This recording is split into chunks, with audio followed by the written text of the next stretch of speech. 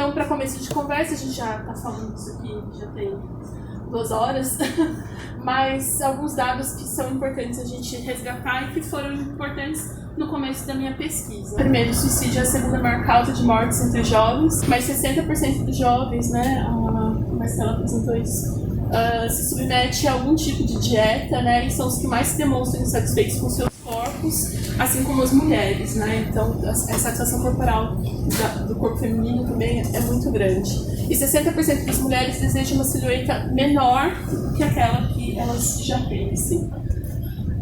E aí pergunto, né, vocês já ouviram falar, para além da anorexia nervosa, para além da bulimia, para além do transtorno do dismórfico corporal, eu queria, assim, vocês já ouviram falar de uma coisa chamada anorexia alcoólica, né? Ou, por exemplo, dieta do crack, né? Se você colocar no Google dieta do crack, existem páginas e páginas e páginas de relatos de como você pode fumar crack para emagrecer, né? E aí as dicas de quantas pedras eu posso fumar por dia para não me viciar, né? A gente ri, gente, mas é muito sério. É a gente prestar atenção de que a gente, né, assim, e assim, não é deep web, é na Surface, né? De que você vive numa sociedade que você voluntariamente se sujeita a comprometer todo o seu sistema neurológico, né, toda assim, a sua vida em sociedade, porque isso é muito mais aceitável que você ser uma pessoa gorda na sociedade contemporânea, né? Aí a gente tem preços absurdos, mas também a gente fala, né, das consequências dos remédios para emagrecer, por exemplo, do que causa uma ciclopramina, do que causa uma fluoxetina, né? Quais são alucinações, taquicardia, né? Enfim. Então, assim, eu faço todo um processo de entender, né, o que é de fato a gordofobia, o que a gente, né, quais as causas, o que acarreta, né, na vida das pessoas, porque a gente fala que a gente vive numa sociedade em que o padrão, né, o ideal é ser magro, mas a gente está acostumado a olhar para os exemplos de magreza. Mas o que a gente entende da pessoa gorda dentro da sociedade?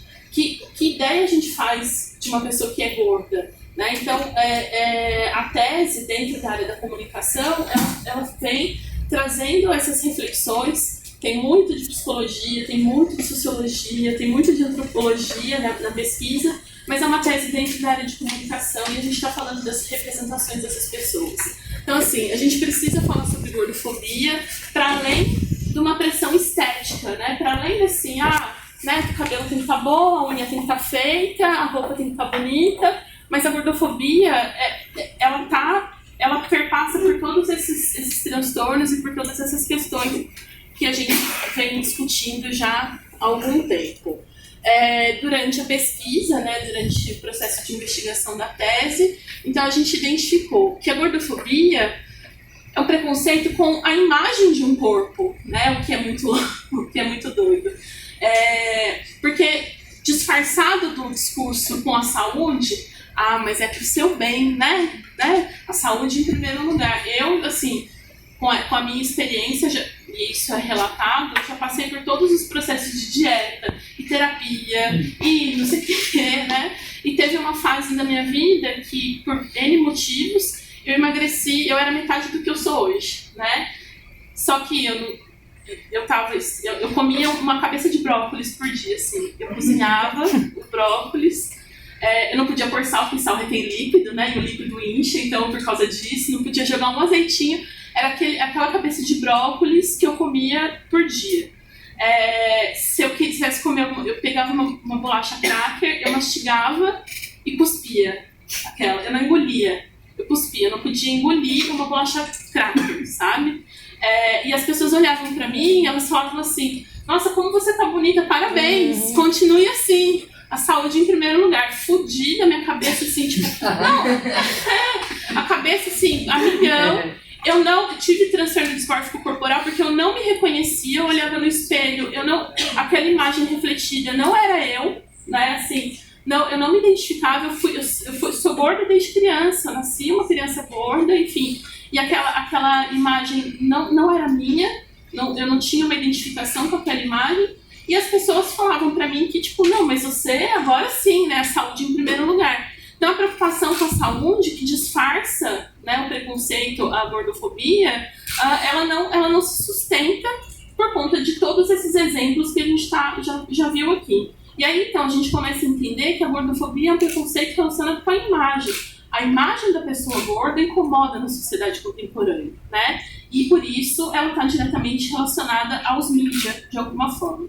Então, só como é pesquisa, só para a gente entender de que perspectiva de mídia eu estou falando, né? Eu trabalho com PROS, a teoria da mídia, o Flusser, a imagem técnica escalada da abstração, também com essa ideia de uma subtração do concreto para o virtual, né? Enfim, a mediosfera da professora Malena, vai ter a iconofagia, o biosmediático que o Sandro apresenta para a gente. Eu não coloquei no slide, mas também é um trabalho sobre corpo, né? Então, para o corpo eu trabalho com Camper e trabalho também com o Mohan, com a ideia do corpo biopsicossocial, que é para além da matéria, né? Então a gente estava falando da imagem, então onde eu começo, onde eu termino, e aí os exercícios, por exemplo, de percepção corporal da arte das artes cênicas trazem isso, né?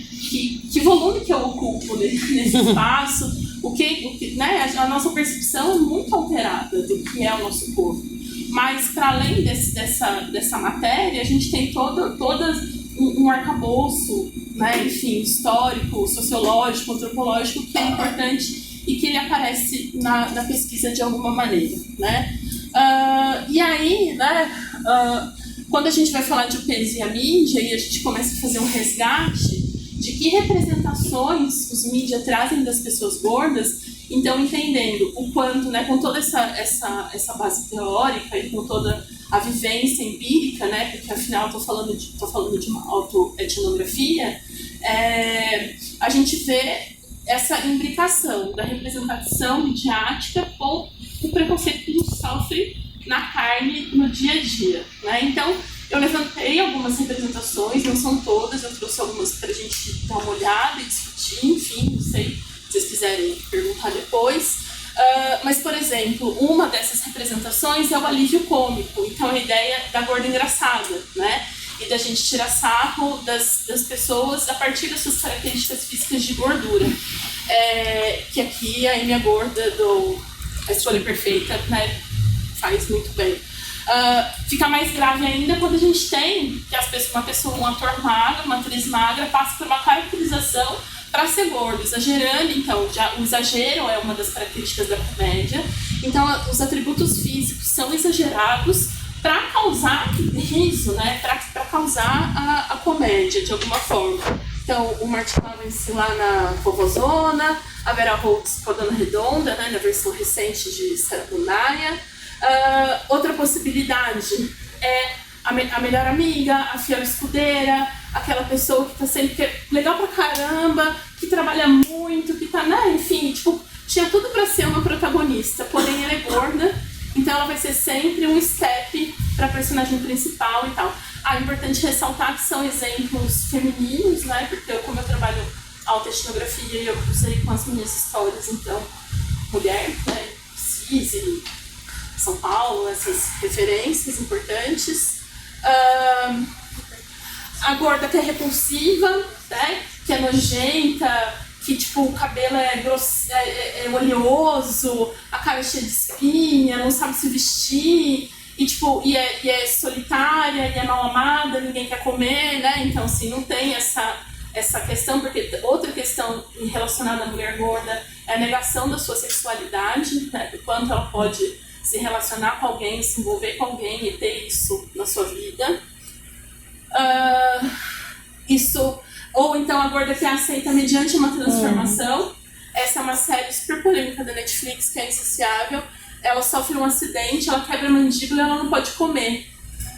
E aí ela emagrece. E aí quando ela volta magra, só que aqui ela era super rejeitada. E aí é isso, né? Porque aparentemente você é gorda, você não pode ter um senso de vaidade, né? Você não pode nem pentear o cabelo, porque, pra quê, né? Você já é gorda mesmo, não vai fazer diferença. E aí ela volta e tem todo um processo, né? De aí assim, nossa, agora sim, vem cá, quero namorar com você, quero ser sua amiga, quero que você vá na minha festa, e coisas assim, né? E isso, a gente, né, fala do quanto isso vai da mídia do dia a dia, mas no próprio nos mídias também é recorrente. O caso da Kelly Osbourne, por exemplo, a filha do Ozzy Osbourne, e ela sempre tentou uma carreira no meio musical, no meio artístico, de alguma forma, mas enquanto ela era gorda, ela era rechaçada, ela nunca teve, né, gravou uma música da Madonna aí e tal, mas acabou não dando certo.